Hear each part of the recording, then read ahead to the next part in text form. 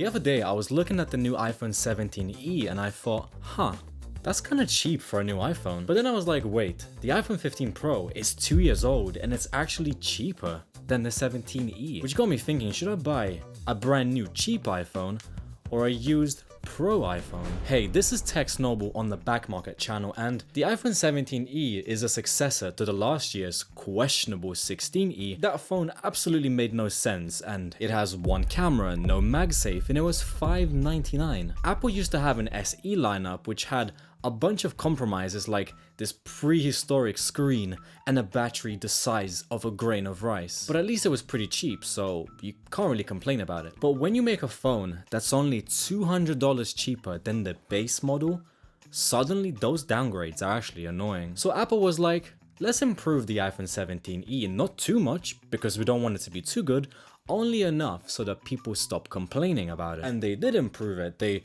added MagSafe support and increased the base storage. That's nice. Which is why this made the buying decision even more difficult. So let's start simple.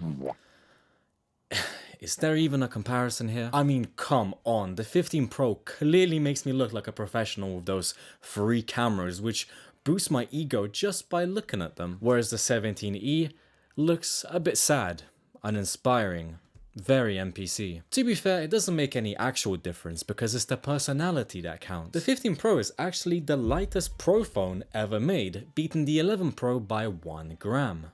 How exciting. And it's genuinely refreshing to see that the 17e is even lighter by 18 grams. And if you're wondering, this is the 17e with an extra 18 grams of rice, simulating the 15 Pro.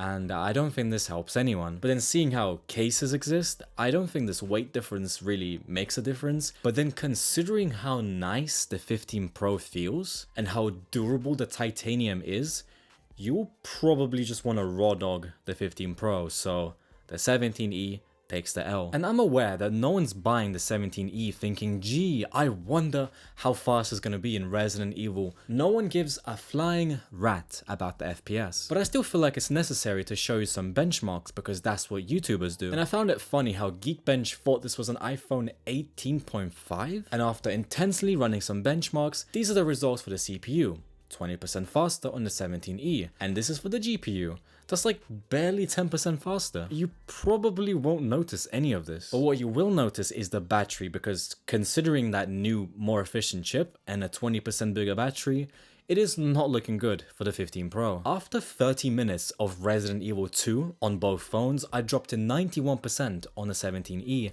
and 85% on the 15 Pro. My model is on 90% battery health, which is probably why the difference is bigger, but even then, that is a big difference for the 17e. Some people glaze this phone just because it has a good battery, and this one guy said, the most important aspect in a phone to me is battery life and software support, which is fair enough. So if battery is the one thing that you care about and then nothing else, then maybe, I suppose, the 17e is a better choice. But then there's also the base 17 model for that. Anyway, let's not forget about those cameras. Looking at this, just take a wild guess which one of these phones has a better camera. Is it the one with the one sad lens or the one that's actually better? And I'm not just saying this because there's 3 cameras. That would be too easy. The camera on the 17e is tiny. In fact, it's the same size as the one that you can find on the iPhone 11, which paints a pretty bad picture, I'm not gonna lie. It's not that it's bad, it's just that it's not as good as the 15 Pro. So let's see, it gathers way less light, so it looks darker,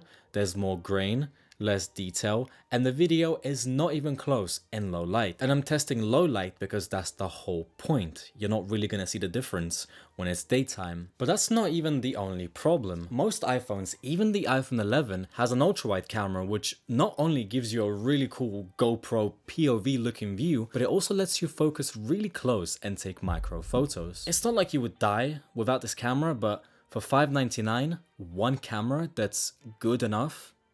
Really? With the 15 Pro, you can even shoot raw photos and log video and get actual professional and cinematic looking footage, whereas the 17e is just good enough. There has been a never-ending debate about Apple and 120Hz. It has been a pro feature for a very long time, and the peasant base model users could only dream of it until they added it to the base iPhone 17. And now the E models are stuck on 60Hz. Clearly the 15 Pro has the upper hand here.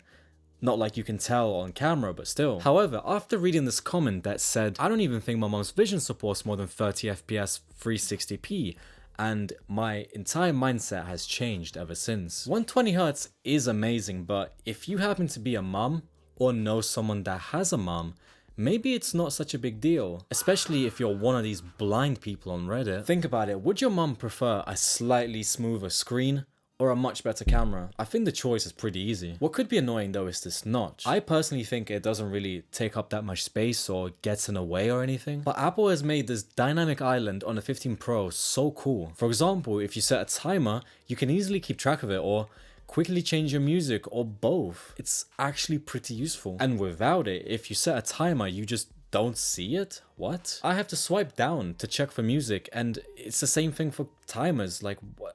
Okay, I think I finally understand what's going on. Each phone is for very different types of people. I think the pattern is that the 15 Pro is for real people. The people who care about specs and their cameras, who don't mind spending the 5 minutes that it takes to go online and find a used 15 Pro with warranty. What website doesn't have warranty? And the 17E is for people who don't care about phones. The battery's sick? Check. It will last you like 5 to 7 years?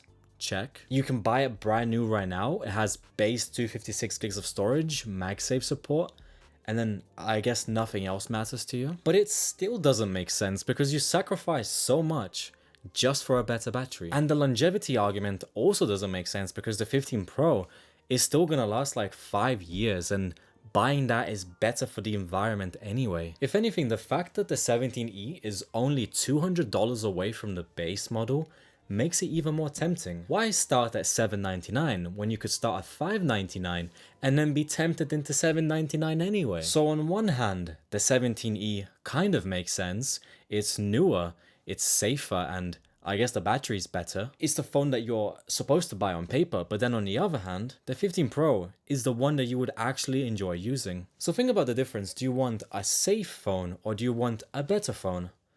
I think I made my decision. So if you want to buy any of these phones, I'm going to leave a link down in the description. And if you enjoyed this, leave a like, subscribe, and I'll see you next time.